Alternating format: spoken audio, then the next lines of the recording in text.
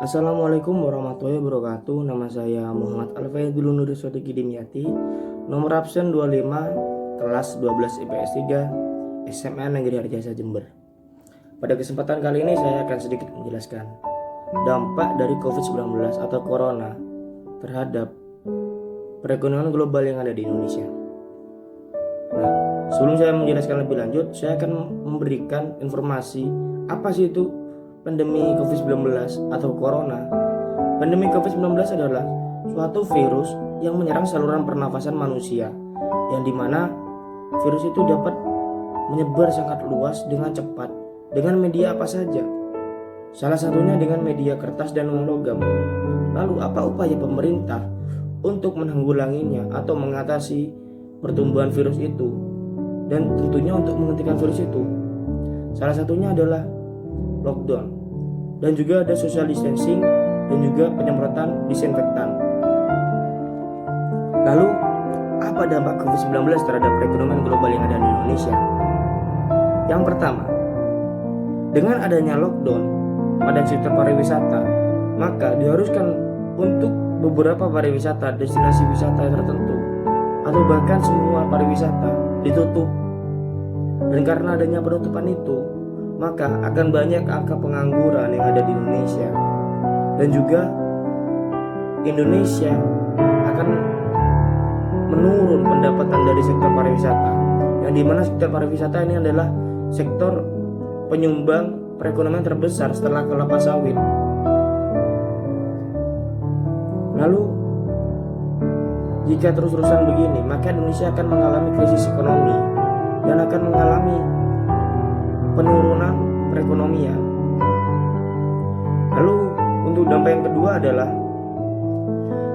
banyak para perusahaan dan para pedagang-pedagang kecil yang melakukan pekerjaan di dalam rumah saja dan tidak boleh di luar rumah, yang tentunya itu semua karena adanya lockdown yang dilakukan pemerintah.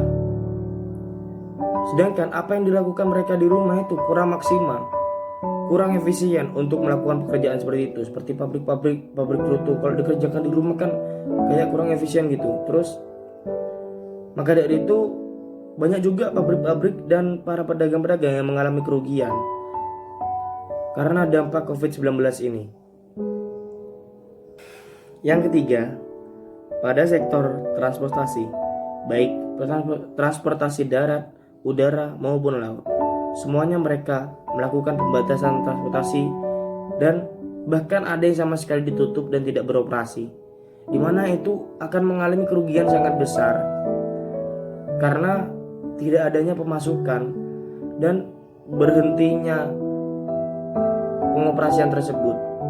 Akhirnya itu semua menimbulkan pemutusan hubungan kerja atau menimbulkan kesusahan bagi para pekerjanya.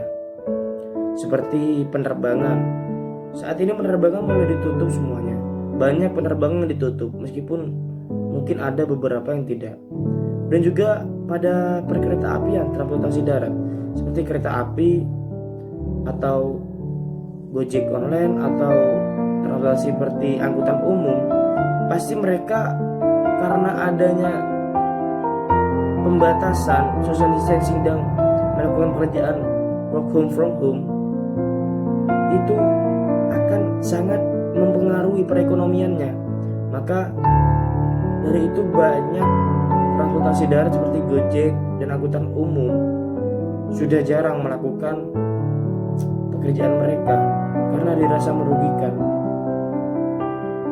Lalu untuk sektor di laut, yang saya ketahui di Banyuwangi dan Bali sudah mulai ditutup pelabuhannya untuk melakukan penyeberangan, dan itu pasti sangat mempengaruhi pengoperasian kapal dan para pekerja yang ada di sana, dan ini akan meningkatkan angka pengangguran dan angka kemiskinan di Indonesia. Ya, meskipun mungkin saat ini, kata Bu Sri Mulyani, itu Indonesia belum terdampak pada krisis ekonomi, tapi kalau sudah seiring berjalannya waktu secara lama, pasti Indonesia akan mengalami krisis ekonomi. Lalu apa yang harus kita lakukan? Yang harus kita lakukan adalah tetap kita berdiam diri di rumah, social distancing, lockdown, kita berdiam diri di rumah, jangan keluar rumah, biar virus ini cepat selesai dan kita dapat melakukan aktivitas seperti biasanya. Dan itu saja yang bisa saya sampaikan. Kurang lebihnya mohon maaf bila ada kesalahan kata atau kerumitan dan lain-lain. Saya sampaikan terima kasih. Wassalamualaikum warahmatullahi wabarakatuh.